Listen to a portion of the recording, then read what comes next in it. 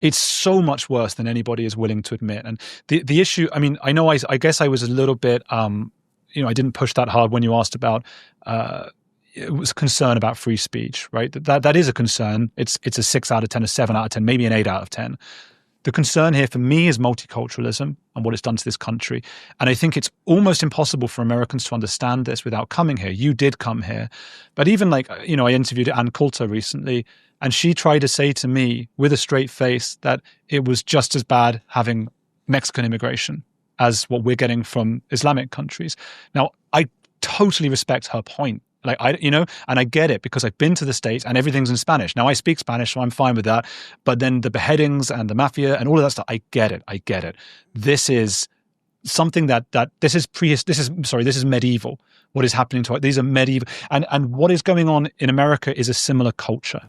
So, we have to take in a certain number of refugees, I suppose, but I don't know why they are not going to other countries with similar cultures. Well, I do know why, because it's about colonization and power.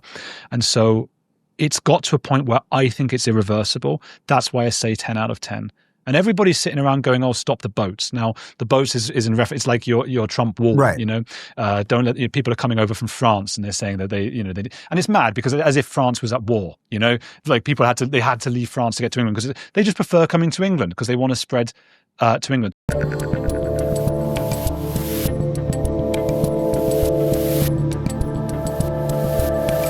Right. Well, when I saw you back in February of this year, it was for Jordan Peterson's R conference. That's why I was in London. And then a few days after I saw you, I was at a dinner with about 20 people from the conference, many of our friends, and I don't need to name drop, but people who've been on my show.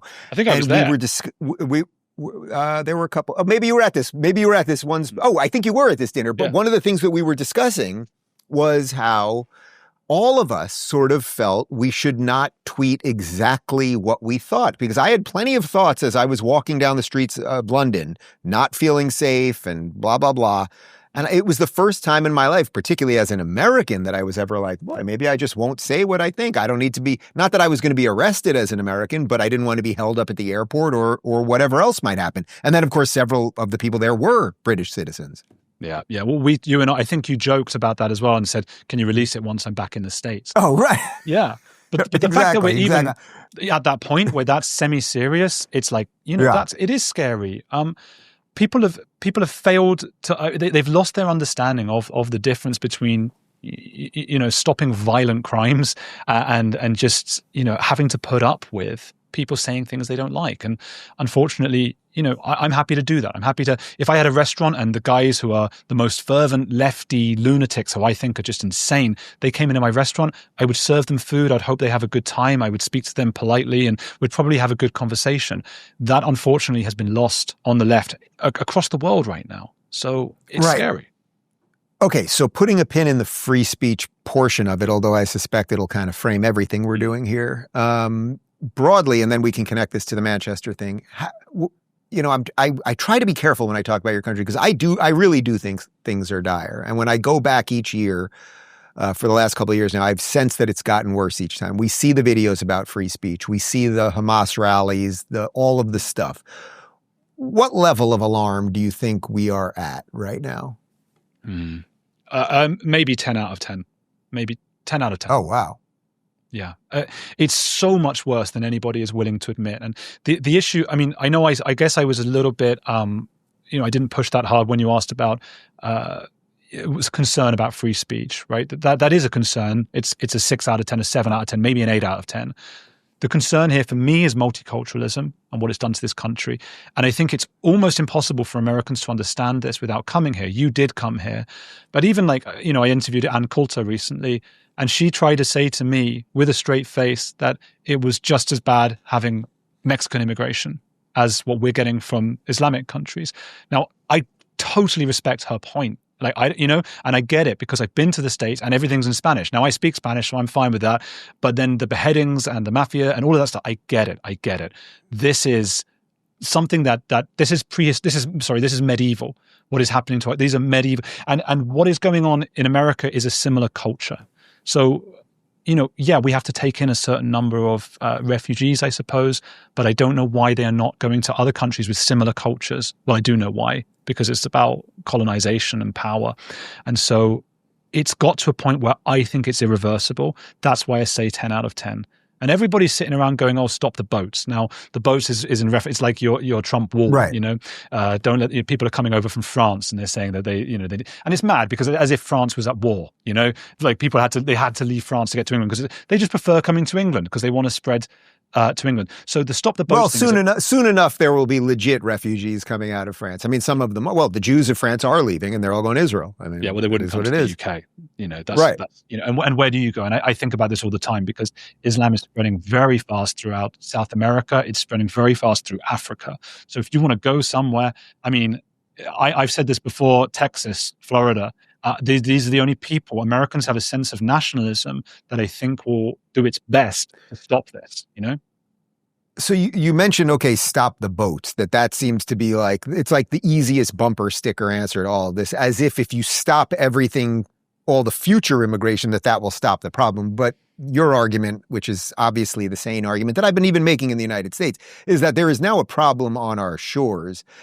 Do you see any, when they had the Tommy Robinson rally, was it Restore, what was it called? Unite the Kingdom. Unite the Kingdom, sorry. When you saw that, you saw millions of patriots, British patriots out on the streets. I mean, does that give you any hope, or do you just think that the numbers just don't work anymore? And clearly your political establishment doesn't seem to want to do anything. I mean, Starmer is worse. It just keeps getting worse, it seems.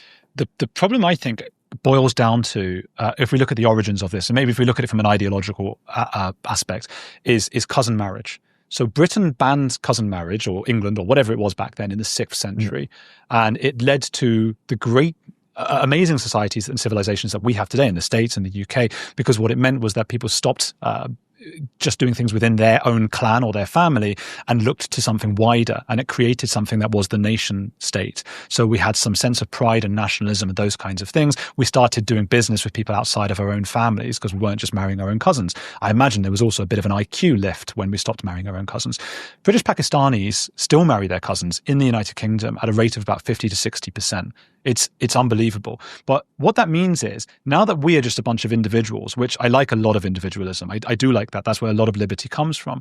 But if we don't also have something to rally around, which is a flag or the nation state or something, whatever Britain is, because at the moment it's just an airport for people to do what they want here, then we are up against a culture that, as you say, is already embedded here. There's a lot of cousin marriage. There's a lot of silos now where people don't even speak English. They only speak with one another, and they don't integrate. And why would they integrate? Because we don't encourage them to. Because all we do is denigrate our own country. So yes, there were people we don't know. Some say millions at the United Kingdom rally. Some say there were only 150,000.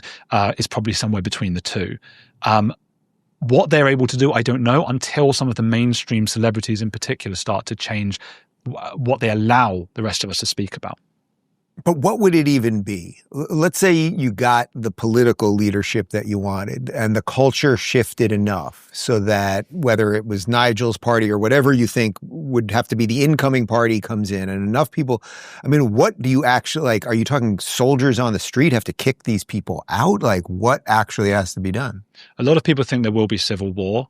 And I just feel like I don't know, it's too late, because I wouldn't want to abandon liberal principles and start kicking people out just because they subscribe to a certain religion, especially when many of them are peaceful. What I won't say is that most are peaceful or that the large majority are peaceful, because statistics don't bear that out. I grew up believing that it was 0.01%. That's what my family, who are Jewish, would tell me. Oh, don't worry about Islamism. It's like 0.1%. We know it's not. We know we have 40,000 jihadis on the terror watch list in the United Kingdom.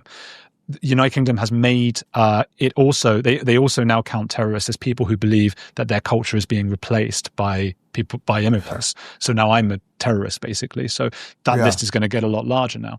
What would have to happen? I hate being so defeatist. I don't think anything can happen, because Farage can't come in and just start deporting everybody. And even if he wanted to do that and be so illiberal as to deport just innocent, nice people, which I wouldn't want to see happen, he wouldn't be able to, because we have a deep state here. I discussed this with former Prime Minister Liz Truss when she came on Heretics. She was Prime Minister for about, a few days. I mean, it was very short. Literally, but she said, but there's nothing you can do, because we have civil servants who are people who are not elected, who are just there. And these people, as we know, in any kind of bureaucratic department, tend to be ideologues. So we would reach the point where we are all hanging from, cranes, and they would still be sitting there saying, oh, come on, guys, it's not everyone. So, yeah, I don't know what can happen. If you're looking for more eye-opening and worldly conversations, make sure to dive into our international playlist. And if you want to watch full interviews on a wide variety of topics, watch our full episode playlist, all right over here. And to get notified of all future videos, be sure to subscribe and click the notification bell.